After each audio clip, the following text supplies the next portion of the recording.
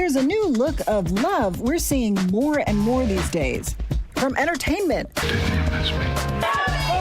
to red carpets to the Supreme Court. He's been the best husband, father, and friend I could ever imagine. Take a look at all of these women. What do they have in common? Black women dating and in many cases marrying white men. 27-year-old Charity Lawson might just be the next high-profile black woman with a white husband. The star of ABC's The Bachelorette is looking for love on season 20 of the dating competition. Only 9 of her 25 suitors are black. She recently sat down with our Kennedy Rue to discuss finding love across the color line.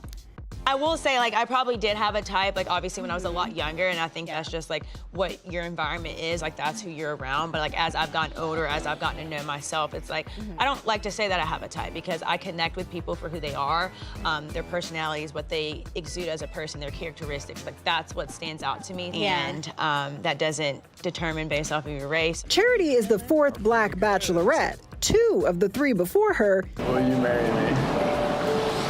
ended up choosing white men. But black women with white men isn't just the stuff of Hollywood. It's a trend that's growing in real life, too.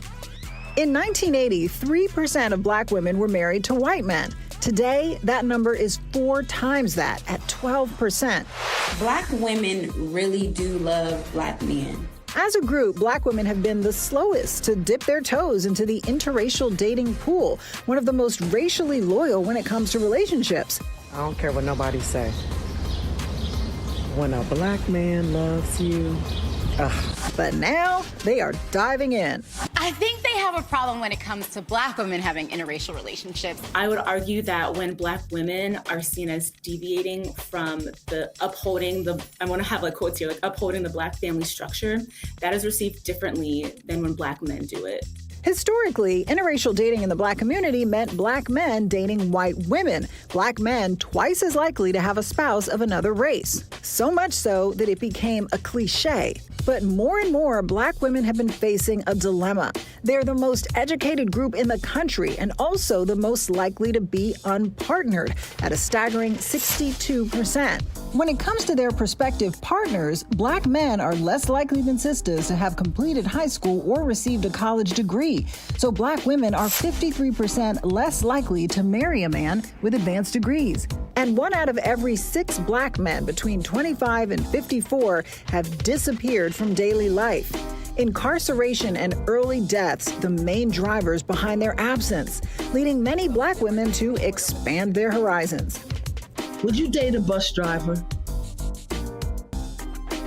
Would you date if he owns the bus, if he owns it. So if you're then looking for a partner who you see as your equal and you're including education and income level in your determination of who's your quote-unquote equal, then it makes logical sense. You might also be in spaces and environments that are predominantly white. For many black women, it isn't about lack or problems with black men, but about expanding options. I don't think it's a black man, white man. I think just people overall need to treat people how they want to be treated. Full of love themselves, they didn't. Interracial marriage has only been legal for 55 years. A black woman and her white husband breaking that barrier. I'm gonna build you a house. Right here. Our house. The 2016 film Loving depicted the story of Mildred and Richard Loving. In here! What you doing in bed with that woman? In 1958, the couple was sentenced to a year in prison for marrying each other. They appealed their conviction all the way to the Supreme Court. You realize this case could alter the Constitution of the United States. And in June 1967, the court issued a unanimous decision overturning their convictions and making interracial marriage legal. But the history of black women and white men hasn't always been so loving. I made a choice, Mama. The same choice you made with Master Wales. I didn't have no choice. For centuries, an untold number of enslaved black women were raped and abused by their white enslavers, who viewed them as property. God give her to me. Today, these relationships still have their challenges. black folks don't really have a good relationship with boats. That's very true, or water. Kind of like Jews with trains, right? Bingo.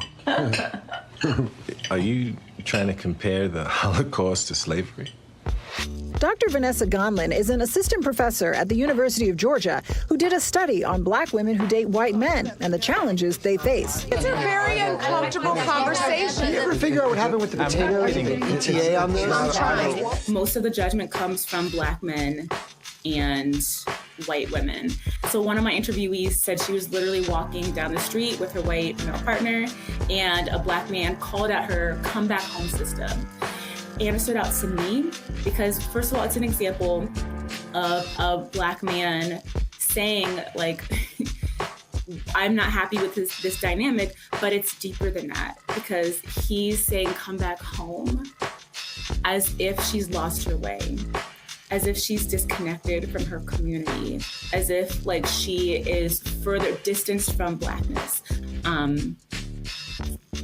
And then when it was white women who showed discontent, usually it would be white women who were the mothers or the ex-wives or ex-girlfriends of the white male partner. So someone much closer to the relationship, which then meant that they had a different amount of power.